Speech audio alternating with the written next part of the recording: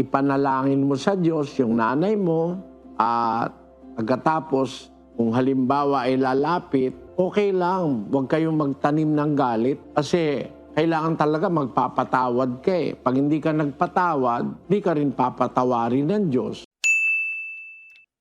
Magandang araw po sa inyong lahat. Sir JR po ng Usap-Usap University, and we are back na naman po sa ating episode dito sa U3. At sa atin pong mga visitors, mga baguhan, tuloy po kayong lahat. Ang atin pong ginagawa rito sa U3, tayo po ay nanonood ng mga religious preachings, mga debates, mga Bible expositions, mga discussions, especially patungkol nga po sa religion. At ang video po na ating bibigyan ng reaction ay very timely, I have to say. Initially, iba po yung atin pong magiging topic ngayon, pero dahil nga po very timely, po napakalaking issue at palagay ko ay dapat din natin mabigyan ng pansin what the Bible has to say about it, especially what Brother Eli has to say about it as the leader of MCGI and as the most requested po na preacher po dito po sa ating channel. So, ang topic nito ay patungkol nga po sa dynamics ng relasyon ng isang magulang at isang anak, especially focusing on nanay dahil ito po ay timely, alam niyo po yan, dahil pagkatapos po, actually hindi pa nga natatapos even before the Paris Olympics kay Carlos Yulo, ang atin pong double gold medalist sa Olympics, ay may issue talaga ng kanilang bangayan ng kanyang nanay. At ito ay, mga finances daw. Ito ay pag-aagaw ng girlfriend niya sa kanya, sabi ng kanyang nanay. So yan pong ating pag-uusapan. Dahil sa totoo lamang po, while privado ang kanilang issue, pero there are public figures na po kasi, hindi mo talaga maiiwasan na they will be under scrutiny, So what can we learn about these? And ano yung mga issues, ng away ng magulang? Respetuhin ba? Dapat pa na magpakalayo? O pwede bang huwag sundin? So yung mga issues na po yan ating pag-uusapan. Sa akin pong background po sa pag-aanalisa, ako po ay dating university debater mula po sa MSU IIT sa loob ng 3 taon. Ako rin po ay nagdebate sa ABS-CBN News Channel at ako ay member ng isang international public speaking organization, ang Toastmasters International. So ano pang hinihintay natin mga ka-U3? But before that, alam nyo na yung tuition fee natin. Like, thumbs up po. So, let us watch this video together. Sabayan niyo ako? Let's go. Basahin mo yung Marcos 7:10. Sapagkat sinabi ni Moises, igalang mo ang iyong ama at ang iyong ina, at ang manungayaw sa ama o ina ay mamatay siyang walang pagsala. Datapwat sinasabi ninyo, kung sabihin ng isang tao sa kanyang ama o sa kanyang ina, iyaong mangyayaring pakinabangan mo sa akin ay korban sa makatuwid bagay hain sa Diyos, hindi na ninyo siya pinabayaang gumawa ng anuman na ukol sa kanyang ama o sa kanyang ina. Naniwawalang kabuluhan ang salita ng Diyos ng inyong salit-saling sabi na inyong itinuro at nagsisigawa kayo ng iba pang maraming bagay na kawangis nito. Eto ang utos ni Moises na sinabi, igalang mo ang iyong ama't ina. Ang manungayaw sa ama't ina, mamamatay na walang pagsala. Tama? Opo. Yun ang nasa matandang tipan, di ba?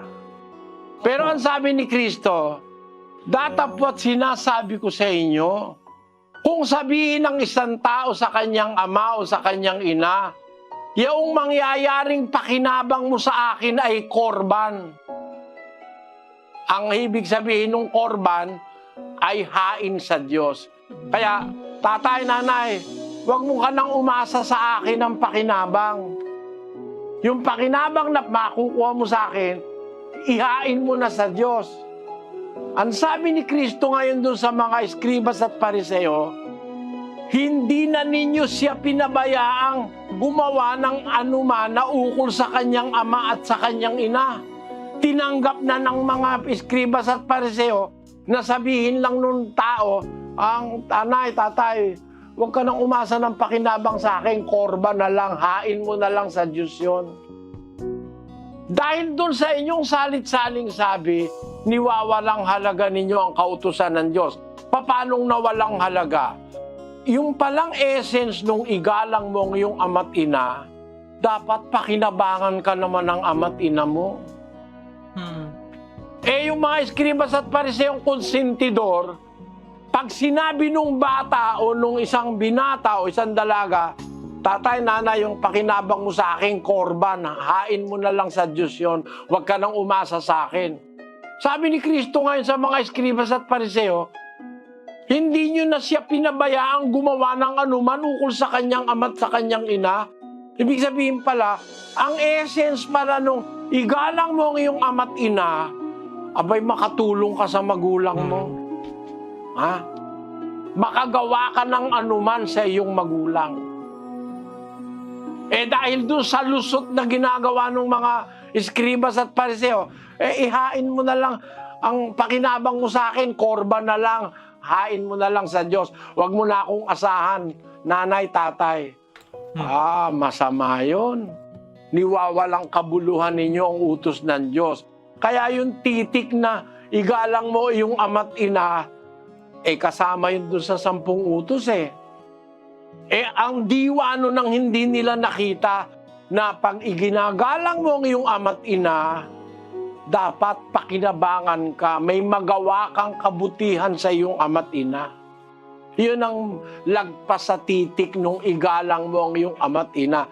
Halimbawa, sabi mo nga sa tatay mo, opo, nanay, opo, lagi kang naka-opo. Wala ka namang ginagawa para pakinabangan ka ng tatay mo at nanay mo. Ang tatay mo nakakabalubaluktot na sa bukid, di mo man lang tulungan mag-araro. Yung nanay mo baluktot na dun sa paglalabay, hindi mo man lang matulungan, ikaw dalaga. Para bang sinasabi mo, hindi na kita tutulungan, nanay, korban na lang. Hain mo na lang sa Diyos yung pakikinabangin mo sa akin. Masamang anak yon, walang utang na loob ang tawag doon. Dapat gumawa ka ng kabutihan sa magulang mo. Yun ang essence nung utos na igalang mo ang iyong ama't ina. Yung mga iba, mga hawak sa titik, hindi ko naman nilalapastangan ng tatay ko at nanay ko Hindi ko naman sila minumura Hindi ko naman sila dinadabugan Hindi nga, pero hindi ka rin pinakikinabangan. Dapat makagawa ka ng anuman para sa iyong ama't ina. Mapaginhawa mo sila sa panahong sila'y nangangailangan matulungan mo sila. Yon ang essence ng salitang igalang mo ang iyong ama at ang iyong ina. Okay, before we continue mga ka-youth, naalala ko po pala, this is a compilation po pala ha. So, hindi lang po ito isang part lang ng Itanong Mo Kay Soriano or isang particular lang ng discussion. Nagkakasanga-sanga po ito, depende po sa iba't ibang uri ng tanong. So, ito nga po, ito yung sa concept nga ng honor thy father and thy mother. Isa sa mga 10 commandments, pero the reality is, hindi kasi lahat ng mga magulang ay naging karapat-dapat respetuhin at least sa standard ng tao. In fact, merong iba na malaki ang damage na kanilang ginawa sa kanilang mga anak, liban pa sa trauma, liban pa sa pang-aabuso. Ang iba, sadly, meron pang pamumulestya, maliban pa sa mga pananakit. Or, ang masyadong pagiging control freak ng ibang mga magulang na kung saan para sa ibang mga anak, gusto nila na magkaroon ng boundaries habang sila ay tumatanda. May mga ganun po. At kung maalala niyo po mga ka-youth, meron na po tayong mga earlier na video reactions patungkol nga po sa ideya pa rin ng dynamics, yung first, yung utang na loob sa mga magulang at iba pa. So please watch those video reactions din po na nagawa na natin. Related po yan dito po sa ating pinag-uusapan. Pero yun nga po, yung ideya ng honor thy mother and thy father, meron bang exception yan or absolute po ito? Sana po masagot natin dahil nga po, as mentioned, meron din kasi mga magulang talaga na hindi rin ganun kabuti. Efeso 6:1-3. Mga anak, magsitalima kayo Ephesians sa inyong mga magulang sa Panginoon, sapagkat ito'y matuwid. Pagka tumatalima ba ang anak sa magulang? Di ba ang anak ay pakinabang ng magulang? Pagka ba siya'y magalang sa magulang niya? Di ba nakikinabang ang magulang sa anak? Merong mga anak bata pa lang pinakikinabangan na ng magulang Marunong nang maghanap buhay, tumulong sa bahay. Merong anak nakapakipakinabang sa magulang. Kaya pagka ang anak sumunod sa utos ng Diyos, nagiging pakinabang ka ng magulang mo, hindi ng Diyos. Ngayon, sino pa makikinabang pag sumunod ka sa magulang mo? 2. Igalang mo ang iyong ama at ina na siyang unang utos na may pangako, upang yumaon kang mabuti at ikaw ay mabuhay na malaon sa lupa. Nakita mo? Sino pa ang nakinabang pagka sinunod mo yung utos ng Diyos? Pinakinabangan ka bilang anak sa pagtalima mo, sa paggalang mo. Nakinabang ang magulang mo sa'yo. Pero hindi naman ang magulang mo ang gumawa sa'yo. Ang Diyos naman ang lumikha sa'yo. Pero ang nakinabang sa'yo nang sumunod ka sa utos na igalang mo magulang mo, ang nakinabang unang-unang magulang. Ikaw naman, ano ang pakinabang mo? Habang ikaw ay nabubuhay, yumayaon kang mabuti. Walang kasama ang mangyayari sa isang anak na matalimahin at magalang sa kanyang magulang. May proteksyon ka ng Diyos eh. Ang Diyos kasi ang nangako na pag iginalang mo yung magulang mo, tinalima mo, ay may pangako siya, yayaon kang mabuti at mabubuhay ka ng malaon sa lupa. In as much as I would like to really agree on this one, pero yun nga po, absoluto ba itong instruction na ito? Dahil may mga magulang nga na kriminal, may mga magulang na sadly hindi nga talaga mabuti, no? Mabuti yung mga tao. Yung ibang mga magulang na durugista. So if you would follow totally these parents, posible po na hindi ka magkakaroon ng long life. In fact, pwede kang mapahamak, which is happening in our society. And that's the sad thing. Dahil maliban pa po sa kahirapan na issue, syempre, meron talagang mga magulang na pinapagawa sa kanilang mga anak ay hindi na talaga tama, ina-exploit na yung kanilang mga anak, no? Inaabuso na yung kanilang mga anak. So I hope sa atin pong compilation ma-answer din po yun, no? Kasi so far, ang mga starting na mga dalawang source video natin is still about honoring the parents. And of course, we know that from Ephesians 6:1, children obey your parents in the Lord, for this is right. Ang mga anak na matalimahin sa magulang, ligtas sa lahat ng kasamaan sa buhay. Kaya, ang nakinabang pag sumunod ka dun sa utos, yung pinakamabuting bunga ng utos, ang nakikinabang, yung sumunod at saka yung ginawan ng utos. Lahat ng mga nanay, matuto kayong magmahal sa asawa at sa mga anak. Matuto kayo magsakripisyo dahil kunan nyo ng halimbawa si Sarah at kunan nyo ng halimbawa yung mga nanay na sa Biblia ay nag-alaga ng kanilang mga anak para maakay ang kanilang mga anak. Kagaya ng nanay ni David. Basahin natin yung 116 ng awit, Sis Luz. O Panginoon, tunay na ako'y iyong lingkod. Ako'y iyong lingkod na anak ng iyong lingkod na babae. Iyong kinalag ang aking mga tali. Handog sa David, iyo. ang nanay niya lingkod. Yung mga nanay, malaki ang papel niyan para yung mga anak maakay sa Diyos. Basahin natin ang 2 Timoteo, Kapitulo 1. Ganito ang sinasabi doon ni Pablo kay Timoteo sa 1:5. Na inaalaala ko ang pananampalatayang hindi pa kunwari na nasa iyo, na namalagi muna kay Loida na iyong lelang at kay Eunice na iyong ina, at ako'y naniniwalang lubos na nasa iyo rin naman. Generation si Timoteo mula sa lelang niya na si Loida at sa nanay niya na si Eunice, yung pananampalataya na yung daladala ni Timoteo. So ibig sabihin, doon sa maternal line ni Timoteo, doon nagtibay ang kanyang pananampalataya sa maternal line sa mother's side. Ibig sabihin, pinapakita na may malaking kinalaman ng mga ina sa pagpapatuloy ng pananampalataya ng mga anak. Very interesting yung nasabi ni Brother Eli nga, na hindi sa paternal line, no? Kundi sa maternal line, na makikita mo yung kabutihan, mga pagtuturo na nakuha at na-imbibe kay David. And interesting, no? Nakikita din natin yung role. Although, bitin yun sa akin kasi I really would want to learn more about the role of women, in the Bible. Kasi maraming iba na nagsasabi na masyadong nakafocus sa quote-unquote men of God, no? Paano naman yung women of God? So, isa yun sa mga sagot nga. Pero hopefully in the near future, when we make some further po ng mga video reactions on gender dynamics, and gender roles or parental roles, so gusto ko po talaga mas ma-explore dito yung ang pagiging karapat-dapat na ina. So as you notice mga ka-youth, that was the third video, magka-fourth video na rin po tayo. Dahil nga po, ito po ay compilation po talaga ng mga dynamics ng isang pagiging magulang at ang mga posibleng problema na kanilang kinakaharap, no, sa isang pamilya.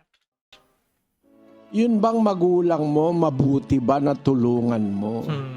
Yung lalaki at babaeng pinagkakautangan mo ng loob na nagpalaki sa'yo, nag-aruga sa'yo, nagpuyat, nagtrabaho, etc.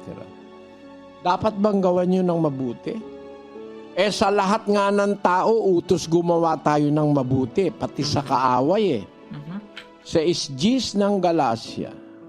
Kaya nga, samantalang tayo'y may pagkakataon, ay magsigawa tayo ng mabuti sa lahat at lalong-lalo na sa mga kasangbahay sa pananampalataya. Sa lahat gagawa ka ng mabuti, lalo na sa kasambahay mo sa pananampalataya. De utos yun. Sa kaaway ba gagawa rin tayo ng mabuti? Basahin natin ang 6:35 ng Lucas. Datapwat ibigin ninyo ang inyong mga kaaway at gumawa kayo ng mabuti. Magpahiram kayo na hindi umaasa ng kapalit.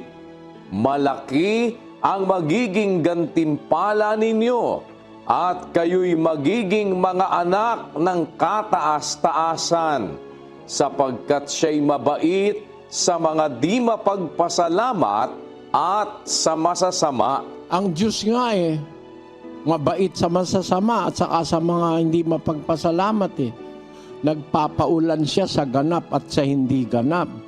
Kaya ang sabi ng Diyos na mabait, dapat mabait din tayo. Ibigin ninyo ang inyong mga kaaway at gumawa kayo ng mabuti. Magpahiram kayo na hindi na umaasa pa ng kapalit. Kung yung kaaway, pinapagawa ng mabuti. Yung magulang mo pang, magulang mo yun Ang isang tao, hindi lalaki kung walang nag-alagang magulang. Buti pa nga yung sisiw Basta't napisa yung sisiw, yung manok, napisa yung itlog. Kahit wala ng magulang yon, mabubuhay yon. Yung isang sisiw, wag lang makakain ng daga o ng pusa. Pabayaan mo lang yung sisiw, kakalkal-kalkal mag-isa. Mabubuhay yung sisiw. Nakita ko yan, nag-alaga na ako ng manok Kahit wala siyang magbulang, kahit wala na yung inahin. Kasi napisaan siya sa sa incubator Wala siyang nanay. Pero nabubuhay ang isang sisiw. Pero tao, walang nanay, ay nako, hindi ka mabubuhay. Hindi ka mabubuhay. Wala kang tatay na mag-aaruga o kaya kahit tiyuhin o tiyahin o kung sino man na umampun sa'yo, hindi ka mabubuhay. Bagong panganak na bata, hindi mabubuhay yan ng walang magpapalaki. Walang magpapadede, walang mag-aalaga. Hindi mabubuhay ang tao. And I was able to mention this mga ka-youth sa ating past video episode din nga. Nasa Animal Kingdom po, ang dami po ng mga newborn na malakas na. Newborn na meron ng mga skills sa pag-adapt sa kanilang environment. Kahit na ang iba, walang magulang, they would live. Pero ang humans po, ang isa sa mga pinaka-weak po talaga na uri ng baby. Yung mga infants natin, they will never survive. Kapag pinanganak yan, kapag walang aruga ng magulang, kapag hindi inasikaso, definitely mamamatay isang baby. Ganyan po ka-reliant ang atin pong mga offspring sa atin pong mga magulang. So, ang sinasabi po rito ni Brother Eli, it is on the idea of reciprocity. Hindi ka mabubuhay literally kapag wala kang magulang na nag-alaga, nag-aruga sa iyo, nagpuyat, nagutom, nagsakripisyo, naghanap buhay. It is just rightful na bilang mga anak, kinakailangan mong magtanaw ng utang na loob sa iyong mga magulang. Pero yun nga po mga ka-youth, the question remains, papaano sa mga iilan? I would say, hindi naman kasi ang general rule, mga exception lang naman. Yung mga magulang na talagang hindi mabuti. In fact, may mga magulang na talagang hinayaan yung kanilang mga anak. Inabandona yung kanilang mga anak. Hinayaan na ampunin na lang. Kasi nga mga magulang nga na walang pakialam, mga magulang na immature, or talagang walang sense of responsibility. Kaya pag tayo buhay, nakita mo, palagay mo, nanay mo, tatay mo, masama para sa'yo. Hindi mo mahal. Dapat mahalin mo. Tumanaw ka ng utang na loob. Kahit sabihin mo pang masama sila, lumaki ka lang. No? Kahit nakatapos ka lang ng elementary sa pagtuturo, pagsisikap ng tatay mo, utang na loob mo na yon. Yung hindi magpapamilya, pwedeng mabuhay ng walang conflict Yung next na naman na video natin, paano maaaring magkasundo ang mga magkakapamilyang nag-aaway. Ayan! Ay, gusto ko na to. Kasi talagang inline po ito sa ating pong topic ngayon. Inline po ito sa ating current news. Hindi magkakaano-ano. Sa iglesia, saksi kami ron. Sa iglesia ng Diyos. Ganito kasi ang sabi ng Biblia doon sa 68 ng awit, versikulo 6. Pinapagmamag-anak ng Diyos ang mga nag-iisa. Kanyang inilalabas sa katinhawahan ang mga bilanggo. Ngunit ang mga mapanghimagsik ay magsisitahan sa tuyong lupa. Merong mga ulila na anib sa iglesia, merong mga itinakwil ng mga kamag-anak, pero sa iglesia magkakasundo kami. Kahit hindi kami magkakamag-anak, hindi kami magkakakontra. Kasi lumalakad kami sa pananampalataya. Alam mo kung bakit nagkakaganon ng isang pamilya? Kasi maaaring walang pananampalataya sa Diyos. Walang pagsunod sa Diyos. Kasi ang trabaho ni Satanas, sirain ang pamilya. Papagalitin yung isa sa kanyang kapatid, yung anak laban sa magulang, yung magulang laban sa anak. Yun, may mga selusan, may mga inggitan. Trabaho ni Satanas yan Santiago, Kapitulo 3, versikulo 16 at 15. Sapagkat kung saan mayroong paninibugho at pagkakampi-kampi, ay doon mayroong kaguluhan at lahat ng gawang masama. Hindi ito ang karunungang bumababa mula sa itaas, kundi ang nauukol sa lupa, sa laman, sa diablo.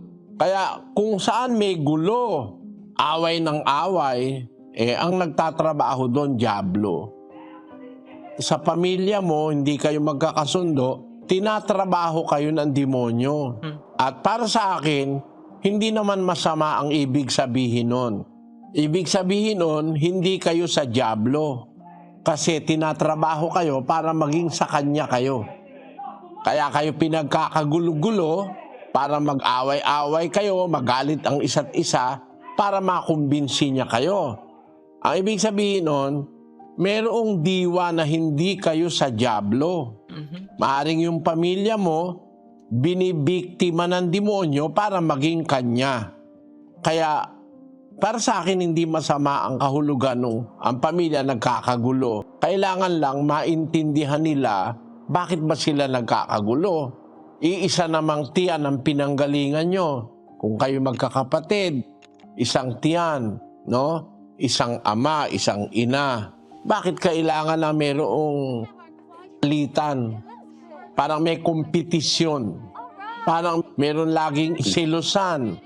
Meron laging inggitan. Yung ganun nangyayari sa pamilya yun pero kung halimbawa nabubuhay kayo sa pag-ibig sa isa't isa, mawawala yun Kung nag-iibigan ng isa't isa sa pamilya, nakakatuwang makita yun sa isang pamilya Para sa akin, it's really important na magkaroon ng magandang relationship sa magkakapatid dahil po wala namang ibang dapat na magkakampi-kampi kundi magkapatid, di ba po? Dahil hindi lang shared experience yun, kundi shared na bloodline, magkakadugo. So kayo ay bunga ng pagmamahalan, quote-unquote, ng isang mag-asawa, and yung magkakapatid, kinakailangan magdadamayan. Pero the reality, mga ka-youth, it's quite interesting really. Sa iba na mga medyo may kaya, kapag namatay yung magulang, yung mga ari-arian, yung mga properties, ay nako. It's very interesting also na kapag wala kayong nai-resolba nung childhood ninyo ng mga issues. Ito po, based on actual experience na nakita ko, na observe ko po talaga, kahit yung mga kaunting bagay na ginawa ng mga kabataan, minsan na ibabalik, na isusumbat ng magkakapatid against each other, mga ka-youth. It's really quite childish if you think about it, pero it really happens na yung mga maliliit na mga bagay, nabibring up po yan talaga kapag nagkataon na nagkainit sa kataasan ng kanilang emosyon sa pagtatalo. Ay nako, nami-mention yan na pag-aawayan. And sadly for others, it could be a simple thing or simple disagreement, pero yun na po yung posible na mag-end ng isang napakaganda sana na relationship between sister and brother. So relate po ba kayo? Sana po makapag-comment po kayo ng actual nyo po ng mga experiences sa inyo po mga kapatid o inyo din mga magulang. Diyan po sa comment section natin sa baba. Yung magkakapatid, magkakabarkada, magkakapatid, magkakasundo, napakaganda nun 133:1 ng awit.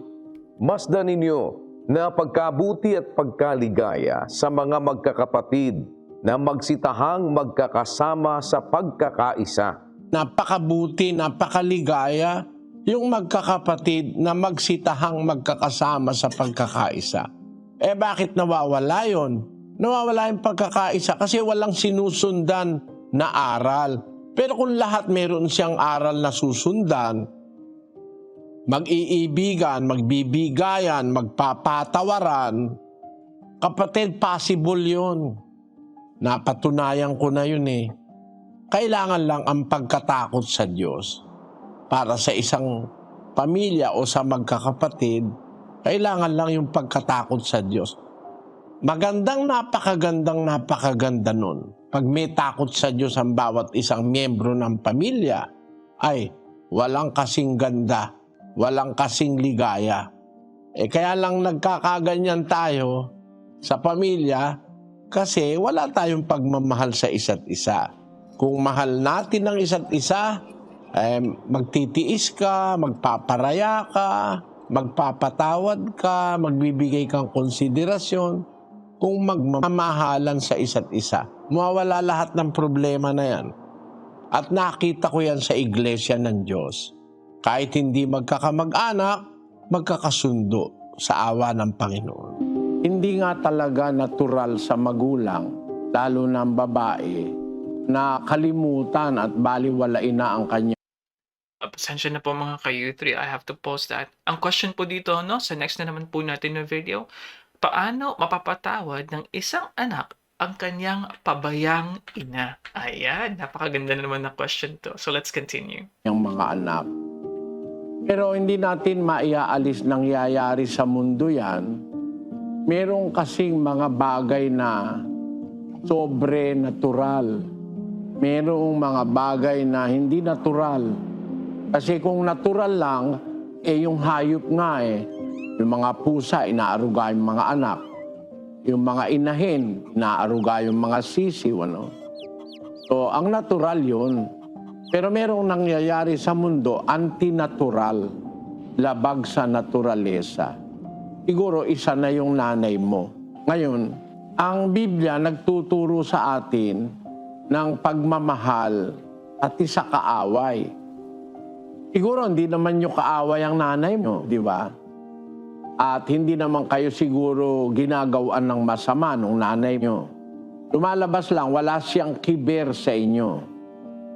Ang aral ng Panginoong Hesus doon sa Mateo, Kapitulo 5. Datapwat sinasabi ko sa inyo, ibigin ninyo ang inyong mga kaaway at idalangin ninyo ang sa inyo'y nagsisiusig. Yung nanay mo, di nyo naman siguro kaaway yun. Pabaya lang siya. May sinasabi sa ganong klase ng magulang. Doon sa 5 ng unang Timoteo, versikulo 8. Datapwat kung ang sino man ay hindi nagkakandili sa mga sariling kanya, lalong-lalo na sa kanyang sariling sangbahayan, ay tumanggi siya sa pananampalataya at lalong masama kaysa hindi sumasampalataya. Yung pala yung walang pagkakandili sa sariling pamilya, nangyayari, nagkakaroon ng broken family. Napakasamang tao nun. Masama pa sa hindi sumasampalataya. Pero granting na ganun ng nanay mo, alagay mo, hindi mo na siya maibig bilang ina, pwede mo siyang ibigin bilang kaaway. At pagka iniibig mo ang kaaway mo, mapapatawad mo yon, kapatid.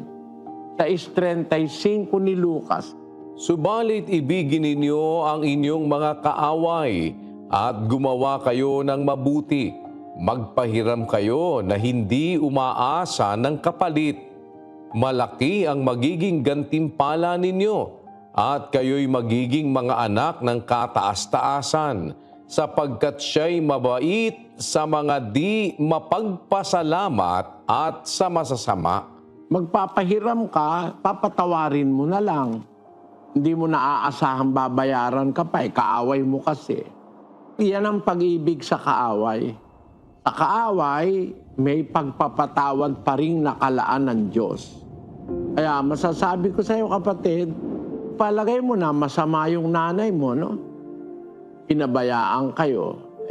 Kung halimbawa, tratuhin kanya na kaaway o ikaw tinatrato mo siyang kaaway, pero hindi mo naman siya kaaway, nanay mo siya, no? May utang na loob ka pa rin.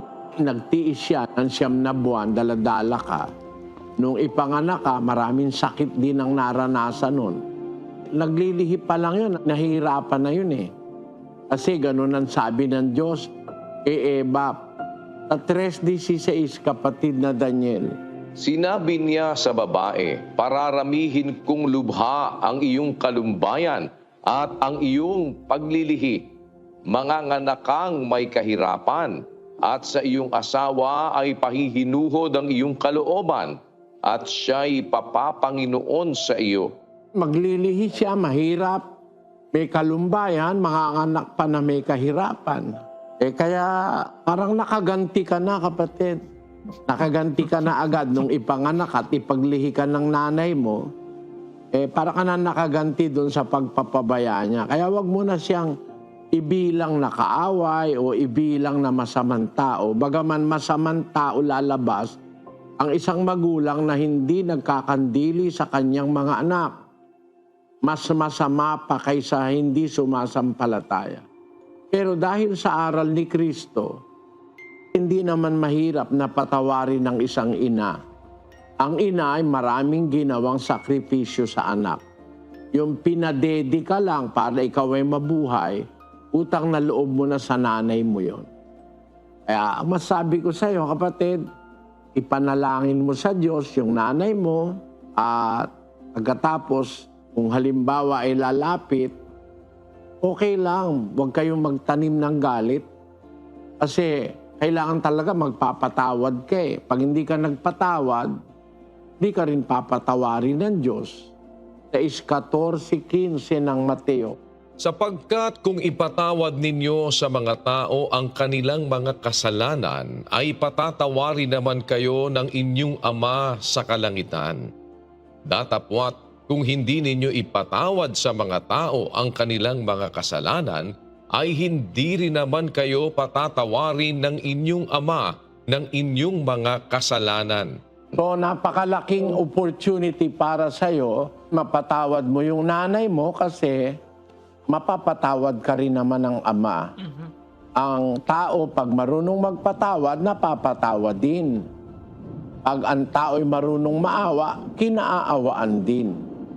Yun ang prinsipyo ng salita ng Diyos sa Biblia. Okay, before we continue there, no, sa next na naman po siguro na video mga ka-youth, very interesting yun, na kung saan ina-apply no, yung ideya na kung hindi mo kayang patawarin, kung hindi mo kayang mahalin ang iyong nanay, dahil nga syempre sa kalokohan o kasamaan ng iyong nanay o pang-aabuso, yung isang rule naman na love your enemy, at ituring mo siya na enemy para mabigyan mo pa rin ng pag-ibig, mabigyan mo pa rin ng kapatawaran. Pero very interesting yun sa akin mga ka-youth, in the context po ng Biblia, no, especially po dito na nasabi na enemy. Generally po ba, ang meaning po nito, yung mga tao na ayaw sa'yo, yung mga tao na ayaw mo rin, yun po siguro ang ibig sabihin ng enemy, ano po? Mga kaaway. Pero very interesting yung commandment na mahali mo ang iyong mga kaaway, which is very, very difficult for people to understand. Or dahil nga po, kaaway nga ibig sabihin, kaaway ay hindi deserving ng iyong care, pagmamahal. Pero dito po yung leksyon ng compassion, you have to still extend the kindness, the goodness, kahit na hindi pa maganda ang kanyang sinasabi sa'yo, kahit ikaw ay inabuso at sinaktan. And the reality, however, mga ka-youth, is it is easier said than done. Imagine mo, kaaway mo nga, mamahalin mo pa, kaaway mo nga, magiging mabait ka pa. So, pero there was a promise, and actually, very interesting kanina, if you remember, sa Ephesians 6:1, meron pong nakalagay sa parenthesis kanina ang sinabi na ang paggalang, na ang pag-honor sa mga magulang ay hindi lamang utos, nakalagay doon sa parenthesis kanina, utos na may pangako. Very interesting yung equivalent ng word na commandment. There is an instruction, there is an order given, and then there is an accompanying promise. No? Ang ganda. Utos na may pangako.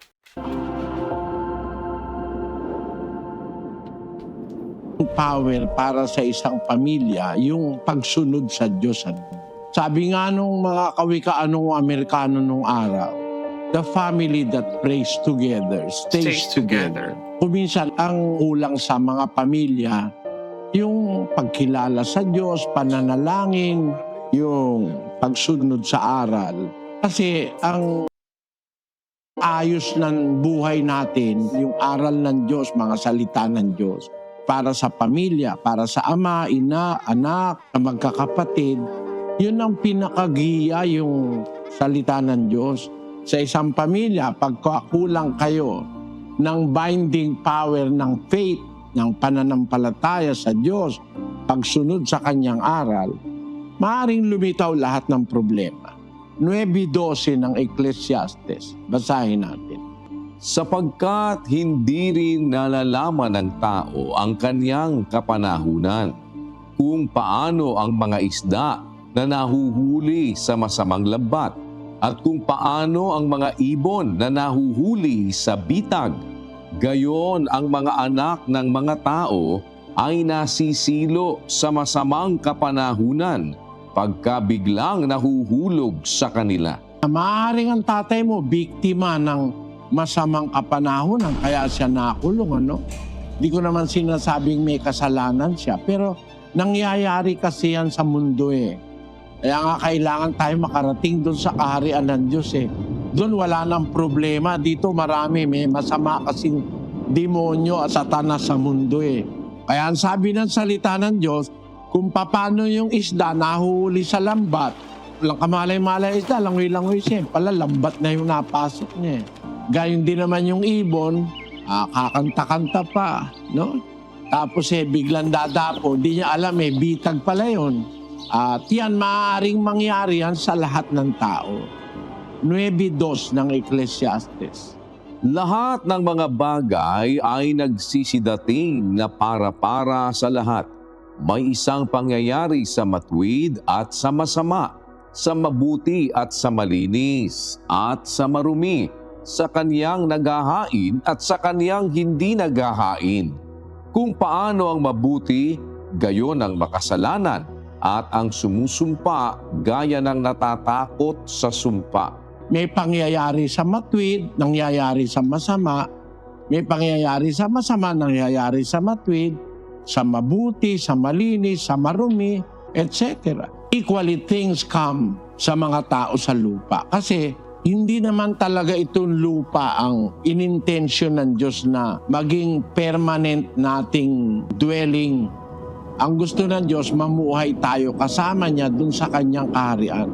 Kaya dito sa lupa, inihahanda tayo ng Diyos na maging mabubuti para makarating tayo dun sa buhay na ipinangako ng Diyos sa atin. Kaya kung nakakasalubong tayo rito ng mga problema, huwag ka lang mawawalan ng tiwala sa Diyos, kapatid. Marami na kaming nakitang ganyang kabutihan na pagka nagtitiwala ka sa Diyos, nagagawa ng Diyos ng paraan na malutas ang mga problema, maaaring mabuo uli kahit ang isang nasirang pamilya. Ang kulang lang, kapatid, pagkilala sa Diyos, pakikinig ng aral at pananalangin. Matuto kang tumawag sa Diyos, manalangin, hikayatin mo yung iyong mga kapwa sa pamilya mo na kumilala rin sa aral ng Diyos.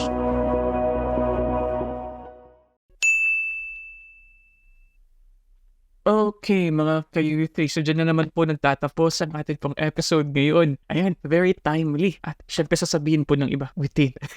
So anyway, ito po ay timely dahil nga po, sadly, ang isang pribado sana na issue ng mag-anak, kina Kaloy Yulo, ang ating pong Olympic double gold medalist at ang kanyang nanay, sadly, ay hindi po nagkakaunawan and it was revealed to the public, yung issues about sa pera, about sa yung gusto nga mangyari ni Kaloy sa kanyang buhay, about respecting boundaries, about sa kanyang love life, And honestly, I think they could sort it out, although it could have been discussed privately na lang. Pero yun nga basta po talaga social media, basta po talaga mga public posts, at saka syempre, that involves public figure, hindi po maiiwasan na pagpiestahan ng media. At sinasabi ni Brother Eddie, especially dito sa last part, nagustuhan ko po yun, ano ba ang dapat natin gawin para hindi magkakawatak-watak? Or kapag nagkawatak-watak man, papaano pa ulit ma-bring back yung family. So we have to understand that religion, yung pagiging member po ng isang iglesia, ng isang tao, hindi lamang yan sa kanyang own individual na benefit, pero the reality is it could be both a family glue, hindi lang social glue, kundi family glue. It could bind you together. And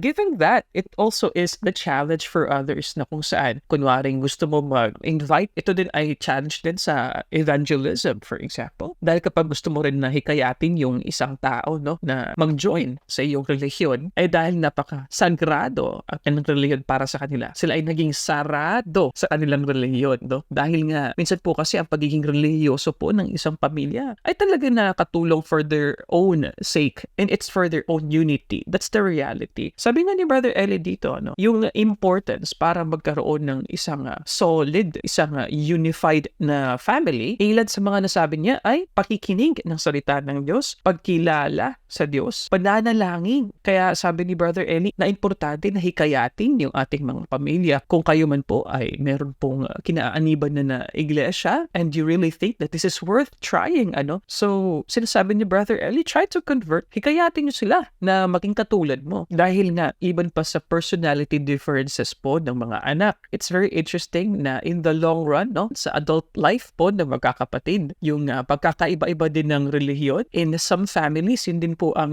reason ng kanilang hindi pagkakaunawaan. Kaya nga po may ibang mga malalaking pamilya especially, what they do is they just leave the religion out of the picture. Kumbaga parang you treat them as your brother, you treat them as your sister without thinking na iba yung kanilang religion. O meron na silang covering sa kanilang ulo. O iba na yung haba ng kanilang buhok. Ayan. So for those families, I also appreciate them. At least dahil nga po, imbis na titingnan nila yung kanilang pagkakaiba-iba, ang kanilang tinitingnan yung mga bagay na nagkakapareho sila. Shared experiences, shared parents, definitely, shared moments, especially focusing on what is currently the good and what was the good moments. Yun ang mas gusto kong isipin sa mga family reunions na dapat masaya lang. Dapat wala nang i-bring up na mga kasamaan at mga bad na mga memories. Kasi yun po talaga ang family sa Pilipinas Marami tayong family drama. But anyway, mga ka-youthries, ano pong masasabi nyo rito? I'm very sure na nakaka-relate din po kayo dahil ang reality naman po, hindi naman po perfecto ang mga pamilya. Marami po talaga mga pagkakaiba-iba, marami talaga mga bangayan at iba pang mga issues. So comment below mga ka-youthry, lahat po din mga kwento po ninyo about your families ay amin pong binabasa po lahat yan.